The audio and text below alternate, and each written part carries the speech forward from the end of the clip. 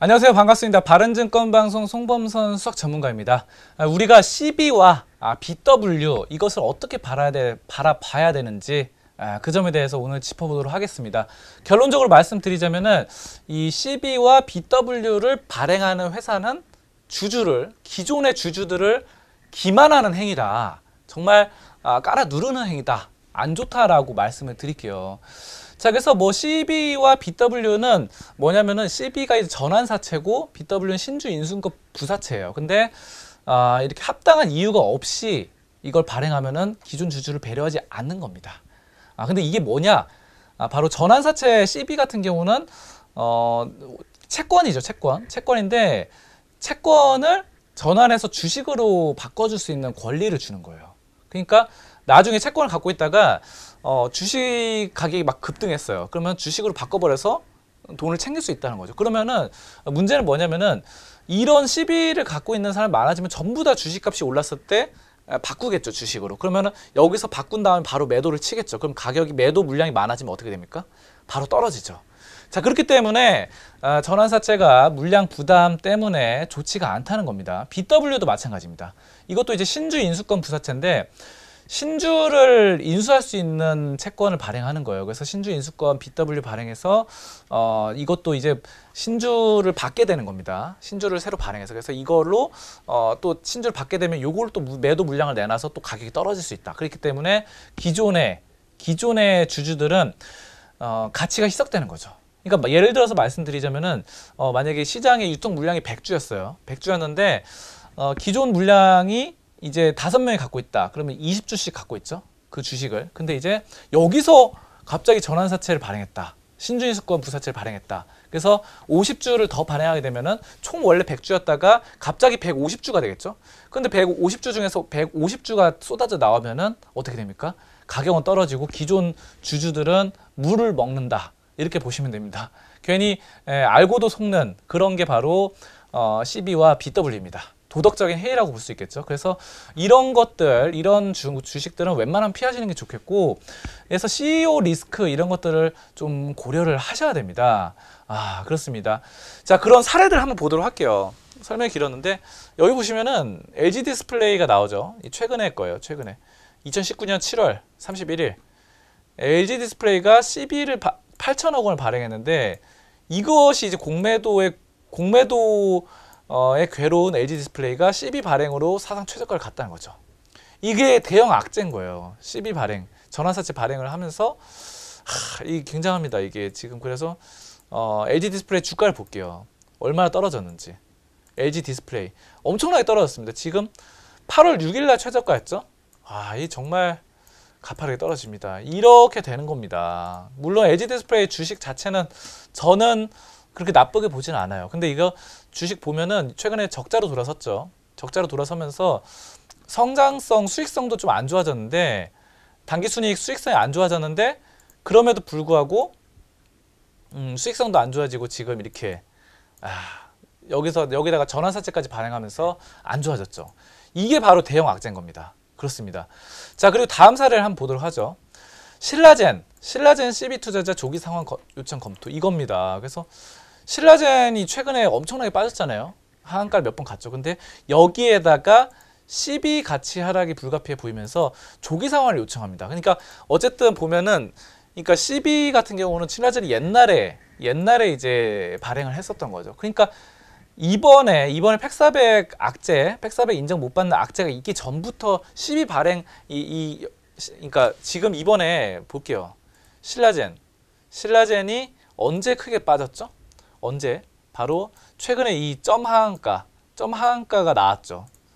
이렇게 점 하한가가 나오기 전부터 이거는 이제 팩400이 인정을 못 받으면서 이렇게 된 거고 그 전부터 CB 전환사채를 발행했다는 겁니다.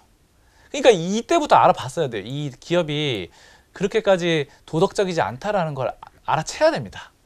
이때 가서 알아채면 늦었어요. 이때 가면 우리가 팩400이 인정받는지 뭐 시판되는지가 어떻게 합니까? 솔직히 제가 이제 바이오 기업들 이렇게 기업 탐방 해보면은 또 아는 친구도 바이오 기업에서 일하시는 분이 있어요. 근데 친구도 있는데 뭐라 그러면 연구원 그 바이오 회사에서 연구원조차 연구를 하잖아요. 그래서 새로 연구를 하는데 내가 이 제품을 만들어요. 근데 만드는 나조차도 이게 시판이 될지 안 될지도 모른대요. 연구원도. 왜냐? 이 팀을 이뤄서 하잖아요. 팀을 이뤄서 하는데 이게 될까 안 될까 이렇게 망설인다는 거예요. 근데 연구원조차 그러는데 확신이 없는데 어떻게 투자자가 이게 통과가 될지 안 될지 어떻게 합니까? 정작 개발하는 사람도 연구하는 사람도 모르는데, 그렇죠? 자, 그래서 이것까지 우리가 알 수 없어요. 이건 바이오 기업은 꿈으로 먹고 사는 회사죠. 투자죠. 자, 그러면 어떻게 해야 됩니까? 그 전에 신라젠이 CB나 전환사채나 이런 걸 발행했다. 아까 전에 뉴스에 나왔잖아요. CB 조기 상환 요청한다. 그러면 예전에 발행했다는 거죠. 그러면은 이 회사는 정말 도덕적으로 좋지가 않다라고 판단을 내리고 신라젠 원래 갖고 있던 주주더라도 CB를 발행하는 그 순간에 다 팔아버린 겁니다. 그게 더 빠른 겁니다. 손실을 안 보는 거죠. 자, 그렇습니다. 그래서 이런 게 중요한 거예요. 신라젠. 그래서 신라젠을 어떻게 하면 이거를 좀 빠져나올 수 있었을까? 이 하한가 가기 전에 이런 것들을 보시면은 이거 CB 발행했을 때 그때 빠져나오면 됐겠다라는 거 말씀드리고요. 또 MP 한강도 이제 CB 해가지고 이 자산운용사가 MP한강에 CB 30억 투자했는데 이 MP한강도 문제가 많은 회사죠. MP한강 그냥 볼게요. 이것도 진짜 엄청나게 빠졌어요. 그러니까 이 확실히 CB 발행하는 회사들이 뭔가 안 좋아요. 이것도 지금 보시면은 계속해서 빠집니다. 물론 저는 이렇게 많이 빠진 다음에 바닥치고 올라가는 종목을 좋아해요. 원래는. 근데 이렇게 도덕적인 기업 중에서 빠진 다음에 올라가면은 괜찮은데 그냥 막 빠지는 회사는 그렇게 좋지가 않습니다. 그래서 여러분들이 이런 점들을 좀 보셔야 돼요. 그래서 MP한강 같은 경우는 CB 발행 도덕적으로도 좋지 않고 여러 가지 회사 내부적으로도 문제가 많습니다. 이거 지금은 뭐 영업이익이나 이런 부분들 흑자로 나타나긴 하는데 아무튼 뭐 문제가 많아요. 그래서 이런 점들을 여러분들이 알아두시고 주가의 하락을 방어할 수 있겠다라는 겁니다.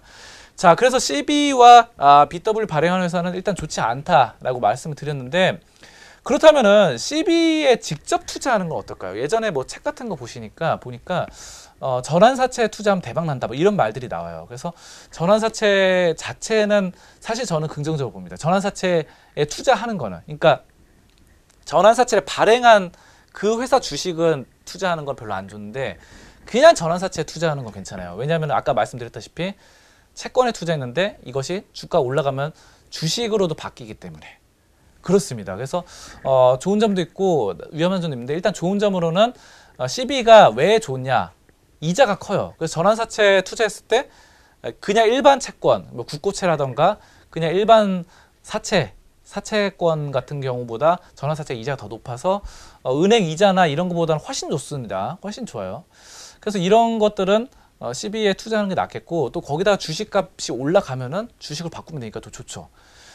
자, 근데 위험성도 있습니다. 일단은 CB를 발행하는 회사 자체가 좀 아까 말씀드렸다시피 도덕적으로 안 좋은 회사들이라고 말씀드렸잖아요. 기존 주주들을 무시하는 행위니까. 자, 그런데 이런 회사들의 내재 가치가 안 좋았을 경우 회사가 만약에 망했다. 회사가 만약에 부도가 나거나 상장 폐지가 되거나 아니면 없어졌다라고 했을 때 파산 신청을 했을 때 CB에 투자했던 투자자들은 돈을 다 날리게 됩니다. 왜냐? 채권을 갖고 있는 거기 때문에 채권은 굉장히 그거죠. 잃을 수 있어요, 돈을. 그렇기 때문에 아무튼 이런 점들까지도 여러분들이 우량한 회사가 CB를 발행하는 회사는 보통 우량한 회사가 아니에요. 좀 약간 작은 회사 중에서도 좀 약간은 부실한 회사들이 많습니다. 보통은 그래요. 그래서 도덕적으로도 안 좋고 그렇기 때문에 여러분들이 CB 투자도 직접 하는 투자도 여러 가지를 좀 생각해 봐야 되고 경영자들, 경영권 이런 것들도 여러 가지를 좀 따져 본 다음에 투자를 하시는 게 좋겠다. 이렇게 말씀을 드리겠습니다. 자, 그래서 오늘 전환사채와 신주인수권 부사채, CB, BW 알아봤습니다. 일단은 뭐 부정적으로 보시고 이런 관련된 뉴스가 뜬다. 그러면은 좀 매도를 하시는 게 좋겠습니다. 그러면은 아까 전에 신라젠의 팩사백 하한가 2번, 점 하한가 2번 이런 것들은 좀 빠져나올 수 있겠다. 이런 점들 말씀을 드리겠습니다. 좋은 거 배워 가셨습니다. 여러분들 항상 투자는 리스크 관리, 위험한 것들을 미리 방어를 해야 됩니다. 이런 것도 굉장히 중요합니다. 여러분들 절대로 손실 보지 않는 투자 이어 나가셨으면 좋겠습니다. 좋아요 버튼과 구독하기 버튼 많이 눌러주시고요. 저는 물러나도록 하겠습니다. 송범선이었습니다. 감사합니다.